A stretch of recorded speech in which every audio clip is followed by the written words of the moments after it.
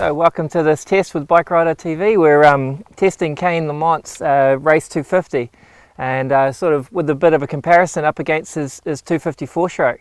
So the Mangakino track was the place to use. It sort of makes sense because we're in winter, it's his stomping ground, and I think this is where they did most of the testing with Norm Cobb and that. And you can really tell, like with the standard bike, you know, you're going to get the softer suspension that you're going to expect.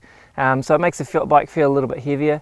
And then you got the power of the 4-stroke, which is always going to be better up the top. I think that you could kind of label this bike as being the people's choice, I guess. That might be a little bit political, I guess, but the fact of the matter is, this whole bike, when you include the suspension work and the engine work to get it up another 8 horsepower or so more than standard, and any other additions they've done, Stu Lamont, Kayne's dad, reckons it was under $1,000 in total. And to make that kind of a difference on a 4-stroke, in the past I know that they were looking at more like $9,000 to do the same kind of thing. So so in that regard, when you've got your own, the money's coming out of your pocket and that, I can understand why he's chosen this.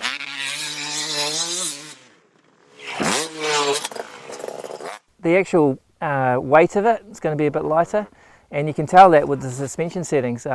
It sort of feels soft because it doesn't need to be as hard as what you'd normally expect with the 4-stroke, and that just makes it a nice ride. Actually, you don't feel like you're slamming into anything too hard, especially the smaller chop. It still soaks all that stuff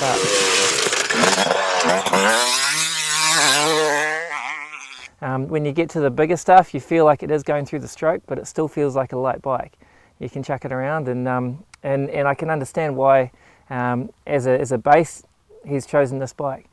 The money side of things, handling side of things, and that sound, I guess. Everyone likes the 2-stroke sound, but he's done a good job.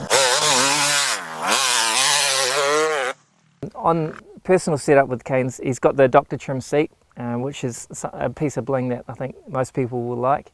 Of course, he got the Red Bull graphics, the Pro Taper handlebars, which is the same brand as what they come out standard with, but he likes them a little bit lower and a little bit more swept back.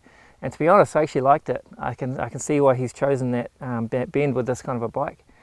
And apart from that, just some of the extra sort of bling, I guess. You've got the hubs and the wheels.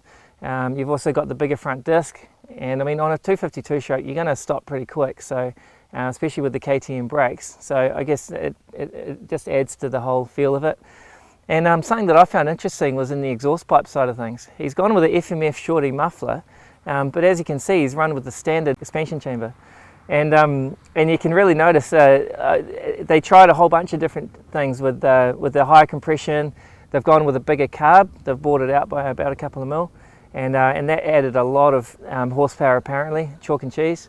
But no matter what they did, in the end of the day, they found that the standard pipe was the best. So again, that just adds to the appeal of running with the 252 stroke, I guess.